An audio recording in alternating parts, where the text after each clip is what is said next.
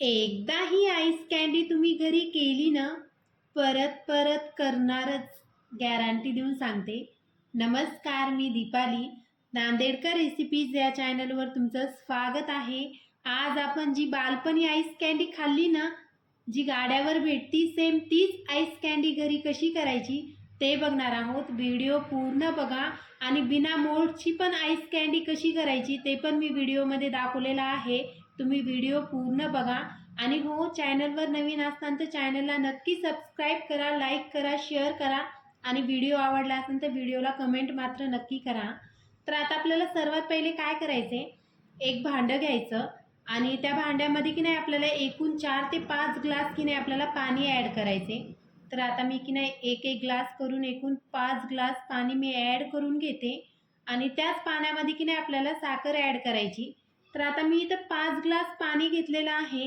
तर आता त्यामध्ये की नाही मी एकूण 1.5 वाटी साखर ॲड करणार आहे. जी आपल्या घरामध्ये नॉर्मल वाटी राहते ना, त्या वाटीने की नाही आपल्याला 1.5 वाटी साखर ॲड करायची. तर आता मी की नाही 1.5 वाटी एकूण साखर त्या पाण्यामध्ये ॲड करून घेते आणि छान प्रकारे की नाही मिक्स करून घ्यायचं आपल्याला. तर जास्त मिक्स आत्ताच नाही करायचं. आता त्यामध्ये आपल्याला लिक्विड ॲड करायचे, एसेन्स ॲड करायचे. तर आता त्यामध्ये की नाही आपल्याला काय करायचे, ऑरेंज एसेन्स ॲड करायचे. तर आता मी इथं की नाही 1 टीस्पून की नाही ऑरेंज एसेन्स ॲड करणार आहे. आता ते एसेन्स मी टाकून घेते त्या पाण्यामध्ये. तुम्ही बघू शकता आता मी ते पाण्यामध्ये टाकून घेतलेलं आहे. आता परत आपल्याला त्यामध्ये की नाही 1 टीस्पून की नाही मँगो एसेन्स ॲड करायचे. आता ऑरेंज आणि मँगोनी की नाही टेस्ट एकदम छान येणार आहे, त्याकरता आपल्याला दोन्ही पण ॲड करायचे. आता मी की नाही मँगो एसेन्स की नाही 1 टीस्पून ॲड करून घेतलं आणि परत छान मी मिक्स करून घेतलं. आता त्यामध्ये आपल्याला काय करायचं आहे, ऑरेंज कलर ॲड करायचा आहे. आता साधारण आपल्याला की नाही 3 ते 4 ड्रॉप की नाही ऑरेंज कलरचे की नाही त्या पाण्यामध्ये ॲड करायची.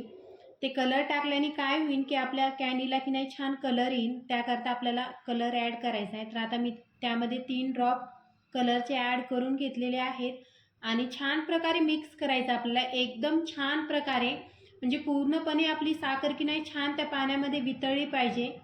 तर आता तुम्ही बघू शकता एकदम छान प्रकारे मी पाणी आणि साखर मिक्स करून घेतलेलं आहे. पूर्णपैकी साखर त्या पाण्यामध्ये वितळलेली आहे. आता मी की नाही पळीमध्ये पण तुम्हाला घेऊन दाखवत आहे. बघू शकता पूर्णपैकी त्या पाण्यामध्ये साखर वितळलेली आहे. आता त्या पाण्याचं आणि साखरेचं मेजरमेंट एकदम परफेक्ट आहे. 5 ग्लासला आपल्याला 1.5 वाटी साखर टाकायची आहे. जास्त गोड पण नाही करायचं आणि जास्त फिकी पण नाही करायची. एकदम परफेक्ट मेजरमेंट आहे. तर आता आपल्याला आईस कँडी सेट करण्यासाठी की नाही अशी मार्केटमध्ये म्हणा, ऑनलाईन की नाही सिलिकॉनची की नाही मोल्ड्स भेटतात. त्यामध्ये आपण आईस्क्रीम वगैरे सेट करतो. तर आता ते मोल्ड्स आहेत माझ्याकडं. आता तुमच्याकडे मोल्ड्स जर अवेलेबल नसताल तर तुम्ही काय करा, कप यूज करा. आपल्या घरामध्ये जे चहाचे नॉर्मल कप असतात ना, ते यूज करा. मी ते पण समोर व्हिडिओमध्ये मी दाखवलेलं आहे. तर आता मी पहिले काय करते, त्या मोल्ड्समध्ये की नाही पहिले स्टिक लावून घेते. त्याने काय होईल की आपलं जे पाणी कँडीचं टाकलेलं लिक्विड आहे ना, ते बाहेर येणार नाही त्याकरता. तर आता तुम्ही बघू शकता मी थोडं थोडं की नाही ते मोल्ड्स छान फिल करून घेत आहे. आता तुम्ही बघू शकता मी एक एक मोल्ड्स की नाही त्या पाण्याने की नाही भरून घेत आहे. म्हणजे जास्त आपल्याला ते भरायचे नाही, नाहीतर ते लिक्विड की नाही खाली सांडल्या जाईल. म्हणजे खाली पूर्ण ते पाणी आईस कँडीचं की नाही बाहेर येईल. तर आता तुम्ही बघू शकता एकदम सावकाश मी ते मोल्ड्स की नाही छान प्रकारे फिल करून घेतलेले आहेत. आता आपल्याला काय करायचं आहे, साधारण 1 ते 2 तासाकरता की नाही मोल्ड्स की नाही आपल्याला फ्रीझरमध्ये ठेवायचे. तर आता बाकीचं पाणी उरलेलं आहे. आता ते पाणी पण आपल्याला बॉटलीमध्ये कसं स्टोअर करायचं ते पण मी सांगणार आहे. तर आता हे मोल्ड्स की नाही मी फ्रीझरमध्ये ठेवून घेते साधारण 2 तासाकरता. म्हणजे 2 तास आपल्याला ठेवावंच लागेल, तेव्हाच आपली आईस कँडी की नाही छान सेट होईल. तर आता मी काय म्हटलं तुम्हाला आधी सांगितलं होतं की तुमच्याकडं जर मोल्ड्स अवेलेबल नसतात तर घरामध्ये जे नॉर्मल चहाचे कप आहेत त्यामध्ये पण छान प्रकारे आईस कँडी तयार होते. तर आता मी काय केले, 2 कप घेतलेले आहेत. त्यामध्ये मी ती लिक्विड की नाही आईस कँडीचं ॲड केलेलं आहे, जे पाणी आपण केलेलं आहे. आता त्यामध्ये मी स्टिक ठेवलेले आहे. आता काय करायचं आपल्याला, हे पण कप की नाही आपल्याला 2 तासाकरता की नाही फ्रीझरमध्ये सेट होण्याकरता ठेवायचे. आता जे उरलेलं पाणी आहे ना आपलं, आता ते पाणी काय करायचं आपल्याला एका बॉटलीमध्ये की नाही भरून ठेवायचे. तर आता माझ्याकडे एक बॉटल आहे, तुम्ही कोण्या पण बॉटलीमध्ये भरा, काय प्रॉब्लेम नाही. तर आता मी की नाही एक स्टीलची बॉटल घेतलेली आहे. आता त्यामध्ये मी पूर्ण पाणी की नाही फिल करून घेते, बॉटल भरून घेते.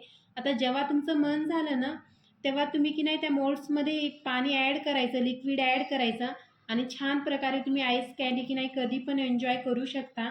आता साधारण की नाही 4-5 दिवस आरामशीर हे पाणी राहते फ्रीजमध्ये. तुम्ही फ्रीझरमध्ये नका ठेवू, नाहीतर बॉटलच पूर्ण आईस कँडीची तयार होईल. फ्रीजमध्ये आता ही बॉटल ठेवून द्यायची. जेव्हा मन झालं तेव्हा त्या मोल्ड्समध्ये पाणी ॲड करायचं आणि छान प्रकारे एन्जॉय करू शकता. आता सध्याला तर उन्हाळा आहे. आता मी 2 तासानंतर की नाही फ्रीझरच्या बाहेर ते मोल्ड्स काढून घेतलेले आहेत. आता तुम्ही बघू शकता व्हिडिओमध्ये किती छान प्रकारे आपली एकदम जी गाड्यावर भेटते ना सेम तशीच झालेली आहे आणि किती छान प्रकारे त्या मोल्ड्समधून आईस कँडी पण बाहेर निघत आहे. तुम्ही बघू शकता व्हिडिओमध्ये. तुम्ही रेसिपी नक्की ट्राय करा. वाव, खूप मस्त अशी सेट झालेली आहे आपली आईस कँडी. आणि हो, तुम्ही एकदा ही आईस कँडी घरी केली ना, तुम्ही परत परत करणारच. तुम्ही म्हणता, ताईंनी मला व्हिडिओमध्ये खरंच सांगितलं. तुम्ही बघू शकता किती मस्त अशी आपली एकदम गाड्यावर भेटती सेम तशीच झाली ना आईस कँडी. नक्की ट्राय करा रेसिपी. तर आता मी जे मी ते कपं ठेवले होते ना फ्रीझरमध्ये, आता मी ते बाहेर काढून घेतलेले आहेत 2 तासानंतर. थोडा हाताने की नाही त्या कपाला आपल्याला घासून घ्यायचं. त्याने काय होईल की आपली जी आईस कँडी की नाही छान प्रकारे बाहेर पडल्या जाईल. तर आता तुम्ही बघू शकता किती मस्त झाली आहे. आता भेटू नेक्स्ट व्हिडिओ.